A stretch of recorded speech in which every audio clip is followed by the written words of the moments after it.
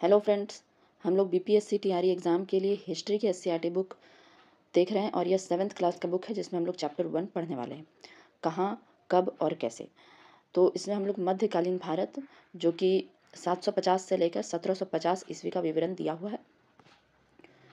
इसका टाइमलाइन याद रखिएगा, मध्यकालीन भारत का 750 से लेकर 1750। तो इसमें कुछ परिवर्तन के बारे में देखते हैं।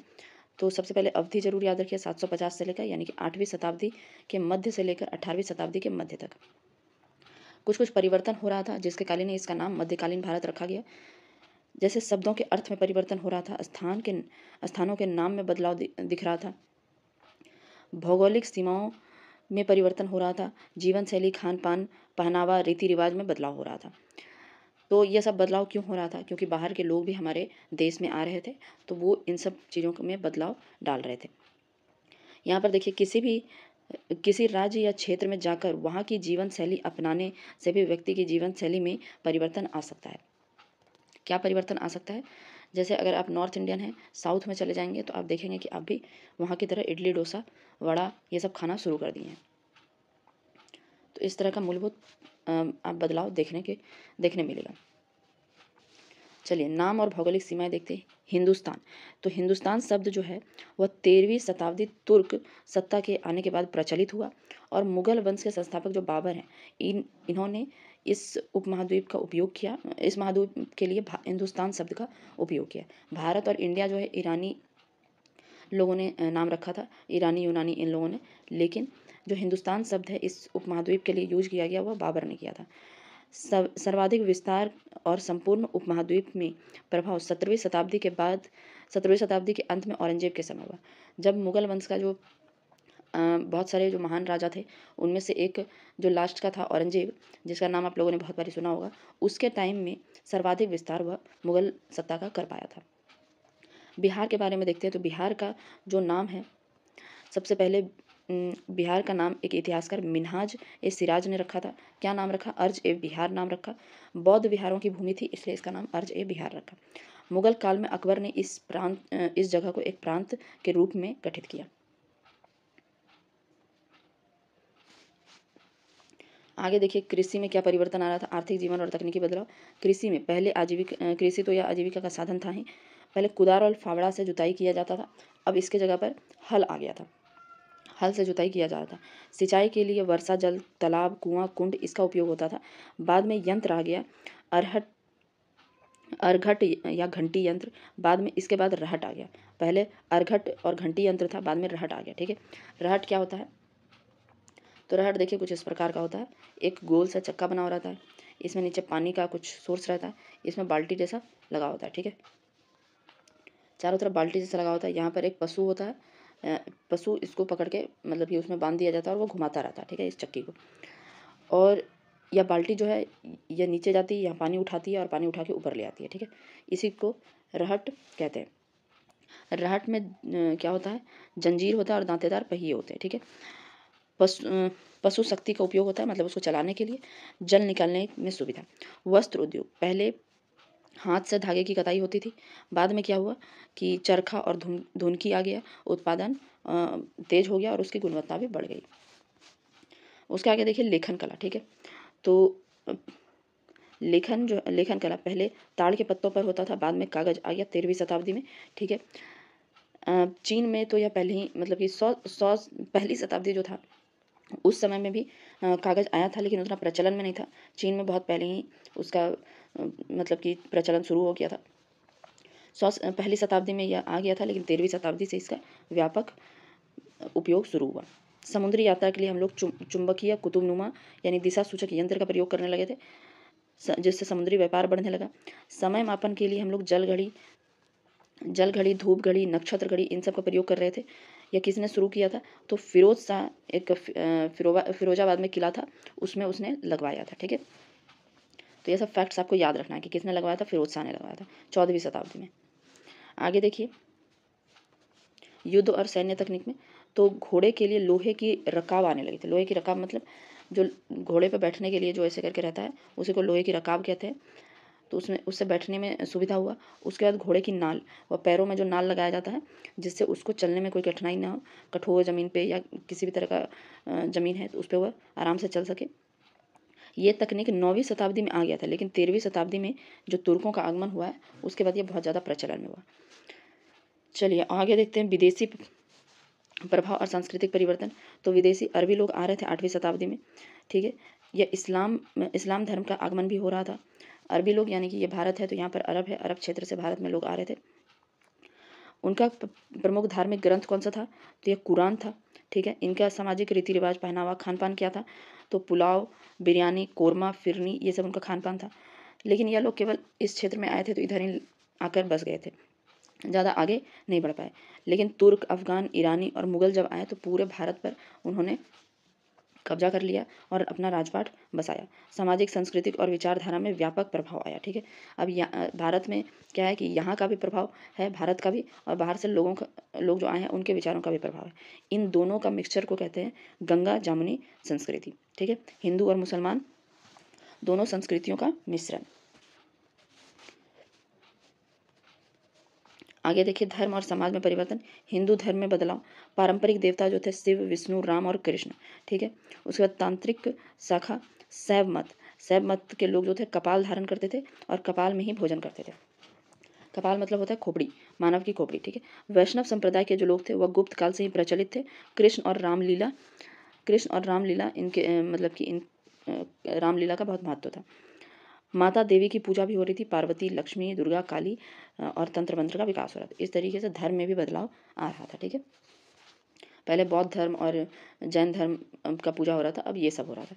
इसी में कुछ भक्ति आंदोलन हुआ, ठीक है। भक्ति आंदोलन में के मुख्य संत जो थे कबीर, रैदास, नानक और रामानंद। इन लोगों का क्या मानना था कि प्रेम, भाईचारा, भक्ति से भगवान के करीब पहुंचा जा सकता है। कर्म कांड बहुत ज़्यादा करने की आवश्यकता नहीं है। इसी में कुछ मुसलमान लोग भी थे जो कि इस तरह का विचार रखते थे कि प्रेम करो, सेवा करो, परोपकार करो, इन सब चीज़ों पर जोर देते थे। तो वह सूफी संत कहलाए, ठीक है, जो इस तरह का चीज़ों को प्रचार कर रहे थे। तो इसमें दो हैं बिहार के प्रसिद्ध, दरिया साहब और हजरत शरफुद्दीन अहमद, ठीक है। इन दोनों का नाम याद रखिएगा, ये दोनों सूफी संत बिहार से थे, दरिया सिंह और हजरत शरफुद्दीन अहमद। साहित्य और शिक्षा की बात करें तो कागज़ का प्रवेश हो गया था। पांडुलिपि आज भी उपलब्ध है, मतलब पांडुलिपि बनाया जाता था उसका। भक्ति संतों के दोहे आज भी लोकप्रिय हैं शिक्षा और साहित्य की वजह से। आगे देखिए प्रमुख नवाचार क्या क्या हो रहा था। तो वही कृषि में देखिए हल आ गया था, रहट उत्पादन सिंचाई के लिए। वस्त्र में चरखा धुनकी आ गया था। लेखन में अब ताड़पत्रों की जगह कागज़ आ गया था। समुद्री यात्रा के लिए चुंबकीय कुतुबनुमा, और समय मापने के लिए जल घड़ी, धूप घड़ी, नक्षत्र घड़ी का उपयोग। युद्ध के लिए लोहे की रकाब, नाल, ये सब चीज़ आ गया था। तो ये सब हम लोग समरी एक बार देख लिए। आगे देखते हैं नए सामाजिक और राजनीतिक समूह का उदय हो रहा था। सामाजिक और राजनीतिक परिवर्तन। मध्यकाल में जीवन के सभी क्षेत्र में परिवर्तन हुआ। सामाजिक, सांस्कृतिक और आर्थिक जीवन प्रभावित हुआ। नए समुदाय और जातियों का उदय हुआ जो राजनीतिक और सामाजिक दृष्टि से महत्वपूर्ण थे।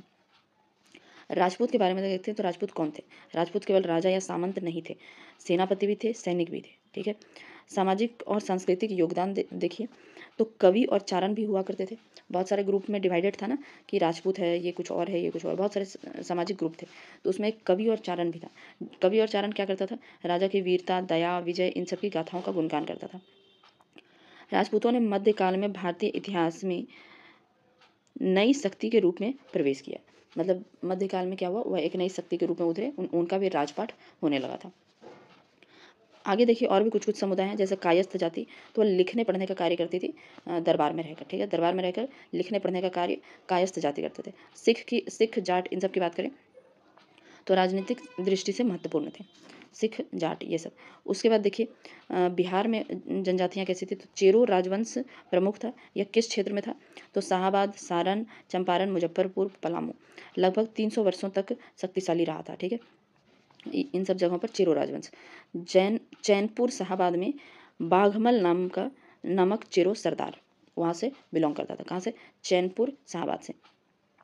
लोक कथाओं में कुछ बातें हैं चांद और मुंडा के बारे में, कि चांद के नाम पर चंडेश्वरी मंदिर है और मुंडा के नाम पर मुंडेश्वरी मंदिर है। यह लोक कथाओं में प्रचलित है, ठीक है। चलिए आगे देखते हैं कृषि और भूमि उपयोग। तो जंगलों की कटाई हो रही थी खेती योग्य भूमि बनाने के लिए, क्योंकि पहले जो वनवासी लोग थे अब वह समझ में आ रहा था उनको कि खेती करना जरूरी है, तो वह जंगलों की कटाई कर रहे थे। वनवासी का बदलाव किसानों में हो गया, मतलब पहले वो वनवासी कहलाते थे अब किसान कहलाने लगे। किसान समूह प्रभावित। अब जब किसान समूह थोड़ा सा बड़े हुए तो क्षेत्रीय बाजार, मुखिया, पुजारी, मठ, मंदिर ये सब निर्माण करने लगे। उसके बाद क्या हुआ कि किसानों में भी कोई बड़े किसान हो गए, कोई छोटे किसान हो गए, तो इससे ऊंच नीच भेदभाव की भावना उत्पन्न होने लगी। जाति जो थी उसमें कई सारे उपजाति बनने लगे और उनको कुछ कुछ नियम होते थे जिनका पालन बुजुर्गों द्वारा करवाया जाता था, और बहुत सारे बुजुर्गों की जो सभा होती थी उसे जाति पंचायत कहते थे। आगे देखिए ऐतिहासिक स्रोत कौन कौन सा है, तो इसके बारे में हम लोग पहले भी पढ़े। इतिहासकार अतीत की घटनाओं से जो घटनाओं को स्रोत से जानते हैं। कौन कौन से स्रोत हैं? लिखित स्रोत, रचनाएं, पांडुलिपि, अभिलेख है, पत्थर या ताड़पत्र पर, ताम्रपत्र पर, सिक्के हैं, और उसका चित्र है, भवनावशेष है, भवन के अवशेष। आगे देखिए इसको पढ़ चुके हैं। यहाँ पर देखिए लिखित सामग्री का महत्व। 13वीं शताब्दी में कागज व्यापक रूप से आने लगा था। पांडुलिपि विभिन्न भाषाओं में लिखी जा रही थी, क्योंकि कागज बहुत ज़्यादा हो गया तो उसको एक ही पांडुलिपि को बहुत सारे भाषाओं में लिख रहे थे। ठीक है, कुछ फरमान भी देखते हैं। फरमान ज़्यादातर भूमि अनुदान के लिए लिखा जाता था, किसके पास कितनी भूमि होगी। जैसे यहाँ पर उदाहरण के तौर पर दिया हुआ है कि औरंगजेब का फरमान था शेख फजुल्लाह की कुल को भूमि का राजस्व का नियंत्रण देने के लिए, तो यह एक फरमान था। ठीक है, ऐतिहासिक स्रोत में और क्या है, पांडुलिपियों की नकल की जाती थी। ठीक है, तो पहले फोटोकॉपी मशीन तो था नहीं, तो एक पांडुलिपि है उसी को नकल करके दूसरा पांडुलिपि बनाए, तीसरा बनाए, चौथा बनाए, इस तरीके से पांडुलिपि की नकल की जाती थी। छापे खाने नहीं थे तो उस जगह पर लिपिक होता था, नकल नवीस होता था। वो जो कायस्थ जाति बताए ना, वो यही सब काम करते थे लिखने उखने का। उसके बाद देखिए प्रतिलिपि तैयार करते थे, यानी कि फोटोकॉपी तैयार करते थे। समय के साथ प्रतिलिपियाँ अलग अलग संस्करण में आने लगी। ठीक है, मुख्य केंद्र क्या था, जहाँ पर ये सब चीज़ आपको दिख सकता है। ये सब जो पांडुलिपि है, खुदा बख्श ओरिएंटल लाइब्रेरी पटना में मुख्य केंद्र है, जहाँ पर आपको दिख सकता है। ठीक है, अरबी और फारसी पुस्तकें, ज्ञान विज्ञान संबंधी पुस्तकें वहाँ पर आपको मिल सकता है। आगे देखिए तो चित्रण और लघु चित्र की अगर हम बात करें तो जो छोटे छोटे चित्र होते हैं किताबों में उसको मिनिएचर कहा जाता है। यहाँ पर थोड़ा मिनिएचर को यहाँ भ लिख दिया, भिनिएचर हो गया है, भिनीचर हो गया। ठीक है, तो इसको करेक्ट कर लीजिएगा। मिनिएचर उसको कहते हैं छोटे छोटे किताबों में जो बगल बगल में थोड़ा थोड़ा चित्र बना होता था। किस चित्र का चित्र बना होता था? शाही दरबार, शिकार, युद्ध क्षेत्र, इन सब का चित्र बना होता था, उसको मिनिएचर कहा जाता था। और महत्वपूर्ण स्थान मुगल दरबार में उत्तर और दक्षिण भारत के जो राजपूत लोग थे वह अपने दरबार में ये सब काम करवाया करते थे कि बुक में छोटे छोटे मिनिएचर डाला करो। चलिए साहित्यिक ग्रंथ और ऐतिहासिक लेखन, यहाँ पर सारी किताबों का नाम दिया हुआ है, आपको इसको जरूर याद रखना है। ठीक है, आपके एग्जाम में पूछा जाएगा इससे क्वेश्चन। जैसे कल्हन द्वारा राजतरंगिणी लिखी गई है, मध्यकाल कश्मीर का इतिहास है, अलबरूनी द्वारा तहकीक हिंद मध्यकाल का समाज धर्म रीति रिवाज की जानकारी है, मिनहाज ए सिराज जिस जो बिहार का नाम अर्ज ए बिहार मतलब रखा था, इसका एक बुक है। तबकात ए नासिरी, उसके बाद मोहम्मद गोरी और गुलाम वंश का शासन कैसे के बारे में लिखा हुआ है। जियाउद्दीन बर्नी जो है तारीख फिरोज शाही। ठीक है, अबुल फजल अकबरनामा, अकबर के शासनकाल के बारे में। बाबर ने तुजुके बाबरी या बाबरनामा लिखा था। ठीक है, उसके बाद इब्न बतूता रहला लिखा था, रहला नहीं रहला होगा। ठीक है, रहला 14वीं शताब्दी का यात्रा वृत्तांत है। सामाजिक आर्थिक प्रशासनिक व्यवस्था नामा यह सब चीज़ लिखा हुआ था। जो यह नामा देखते हैं आप शब्द अकबरनामा, बाबरनामा, इसमें क्या है, मुगल दरबारी राजाओं की मतलब मुगल दरबारी रचनाओं में शीर्षक में शामिल, मतलब कि इस बुक का अकबरनामा या बाबरनामा, नामा शब्द वहाँ जोड़ा गया है जहाँ पर कि अकबर या किसी के राजाओं के दरबार में ही मुगल दरबार में ही उसको लिखा गया उस पुस्तक को, इसीलिए उसका नाम अकबरनामा या बाबरनामा है। ठीक है, सिक्के और मुद्राओं की बात देखें तो सोने, चांदी, तांबा इन सब का सिक्का है। ठीक है, शासक का राज्यारोहण, साम्राज्य विस्तार, पड़ोसी संबंध, आर्थिक स्थिति, इन सब के बारे में हम लोग कैसे जान सकते हैं? सिक्कों से जान सकते हैं। तुगलक वंश का जो मोहम्मद बिन तुगलक था उसके समय में बहुत सारे सिक्के आए थे। शेरशाह सूरी ने चांदी के सिक्के चलाए थे, याद रखिएगा शेरशाह सूरी ने चांदी के सिक्के चलाए थे। आगे देखिए वास्तुकला और निर्माण, तो बहुत सारे वास्तुकला मतलब कि जैसे दिल्ली का किला, आगरा का ताजमहल, खजुराहो मंदिर, इन सब का भी ये सब भी बन रहा था। बिहार में देखिए सासाराम में शेरशाह का मकबरा, हिंदू मुस्लिम स्थापत्य का मिश्रण था इसमें, मतलब हिंदू तरीके से भी और मुस्लिम दोनों तरीके से इसको बनाया गया था। मनेर का मखदूम शाह दौलत की समाधि भवन, वैकटपुर में शिव मंदिर, रोहतासगढ़ में हरिश्चंद्र मंदिर, इन दोनों का माना जाता है कि राजा मान सिंह ने आर्थिक सहायता दी थी। ठीक है, ये दोनों पटना में है। आगे देखिए इतिहासकार की भूमिका यहाँ पर देखते हैं। इतिहासकार क्या करते हैं? इतिहास बीते समय की घटनाओं और परिस्थितियों का अध्ययन करते हैं। उनका उद्देश्य बिना भेदभाव और व्यक्तिगत राय की एक क्रमिक और सर्वमान्य समझकर तैयार करना। ठीक है, कठिनाइयाँ क्या क्या होती है? कभी कभी एक ही घटना या व्यक्ति के बारे में विभिन्न मत मिलते हैं। घटनाओं की पुष्टि करना कठिन हो सकता है, मतलब एक ही कहानी को दो इतिहासकार, मतलब कि दो रचनाकारों ने, दो किताबों ने अलग अलग तरीके से देखा है, अलग अलग तरीके से लिखा है, तब इतिहासकार के लिए बहुत दिक्कत हो जाता है। चलिए, स्रोत का उपयोग। इतिहासकार विभिन्न स्रोतों का उपयोग करते हैं, जैसे लिखित स्रोत में पांडुलिपि, किताब, अभिलेख, फरमान, सिक्के का उपयोग करते हैं, चित्र और वास्तु शैली का उपयोग करते हैं। स्रोत की तुलना कर इतिहासकार सत्य के निकट अनुमान लगाते हैं। मतलब केवल ऐसा नहीं कि किताबें पढ़ के ही लिखेंगे, किताब पढ़ना, सिक्का पढ़ना, जितना भी चित्र और वास्तुकला उन सब से सबको रिलेट करते हैं और उसके बाद इतिहासकार कुछ निष्कर्ष पर पहुँचते हैं। यहाँ मोहम्मद बिन तुगलक की राजधानी परिवर्तन 1328 में हुई थी, उसके बारे में देखते हैं। घटना क्या है? घटना है कि सुल्तान ने दिल्ली से दौलताबाद जाने का आदेश दे दिया था। ठीक है, उद्देश्य और परिणाम, दो इतिहासकार जो हैं दोनों का अलग अलग मत है कि दिल्ली से दौलताबाद जाने के लिए क्यों कहा था। दो इतिहासकार, एक है जियाउद्दीन बर्नी और दूसरा है एसामी। तो पहले जियाउद्दीन बर्नी का विवरण देखते हैं। तो इसकी पुस्तक है तारीख फिरोज शाही, जरूर याद रखिएगा। मुख्य बातें क्या है? सुल्तान ने दौलताबाद को साम्राज्य के मध्य में राजधानी बनाना चाहा। ठीक है, सुल्तान ने क्या किया? दौलताबाद को साम्राज्य के मध्य में राजधानी बनाना चाहता, मतलब ये साम्राज्य यहाँ बना तो इधर राजधानी होगा दिल्ली, तो अच्छा नहीं लगेगा, इसलिए दौलताबाद चलो, ये मिड में है। उसके बाद किसी से परामर्श नहीं लिया था। उसने लिखा है अपनी किताब में कि उसने किसी भी चीज़, मतलब कि दिल्ली से दौलताबाद बदलने के लिए परामर्श नहीं लिया था, किसी से पूछा नहीं था। अपने दरबार के हाथी, घोड़े, खजाना, बहुमूल्य वस्तुएं पहले भेज दिया। सूफी संतों को बाद में बुलाया। सूफी संत, आलिम, प्रतिष्ठित जितने भी लोग थे उनको बाद में बुलाया।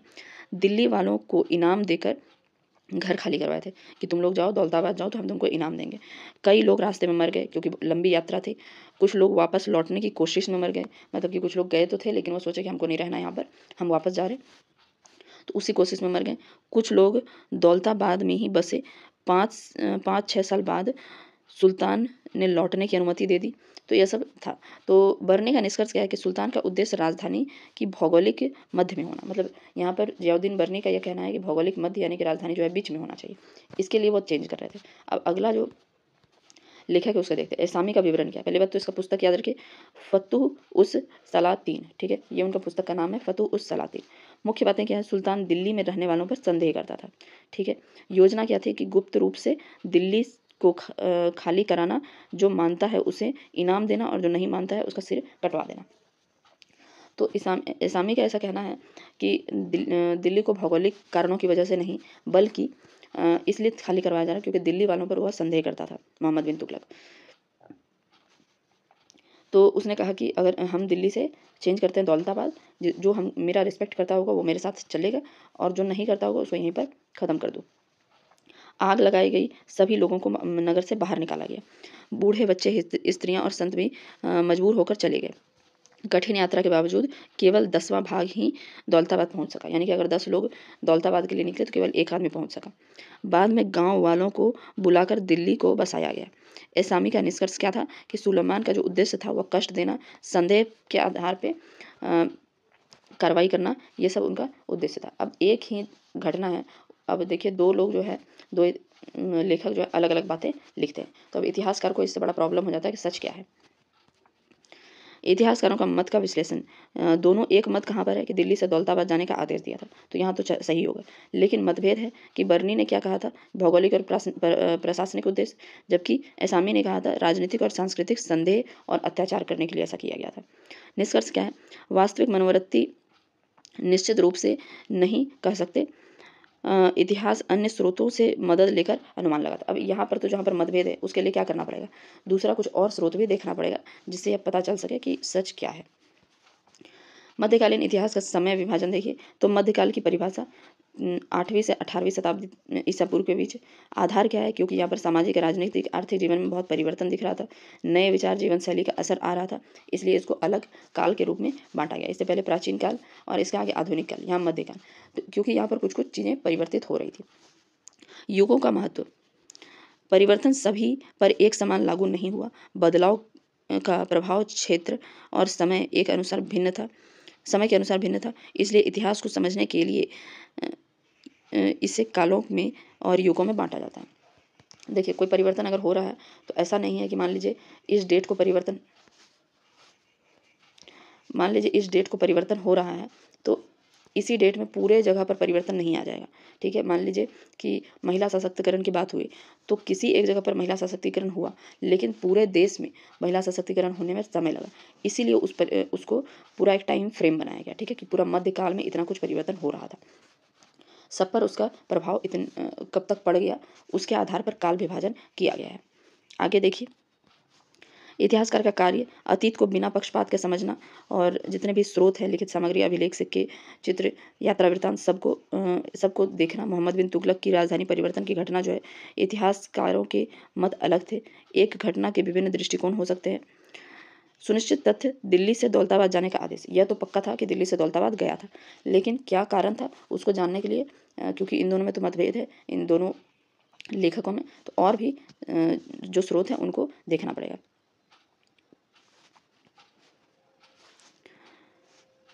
इतिहासकार के कार्य अतीत को बिना पक्षपात के समझना। ठीक है, ये सब तो हम लोग देख लिए। इतिहास लेखन में चुनौती क्या क्या है, अलग अलग स्रोतों से मतों को समझना और भिन्नता का विश्लेषण करना। ठीक है, उसके बाद मध्यकाल 8वीं से 18वीं शताब्दी तक है, ये सब तो हम लोग देख लिए। चलिए, तो ये चैप्टर यहाँ पर कंप्लीट होता है। इसको आप अगर समझ में आ गया तो अच्छी बात है, नहीं तो एक बार और देखिए। ठीक है, क्योंकि ये फर्स्ट चैप्टर था, इसको समझना बहुत ज़रूरी है ताकि आगे का भी चैप्टर आपको समझ में आए। और अगर आप 6th क्लास का जो चैप्टर्स है वो सब नहीं पढ़े हैं तो वो भी वीडियो अपलोडेड है, आप जाकर देख लीजिए। ठीक है, तो अब हम लोग नेक्स्ट क्लास में मिलते हैं, चैप्टर 2 पढ़ेंगे। ठीक है, थैंक यू।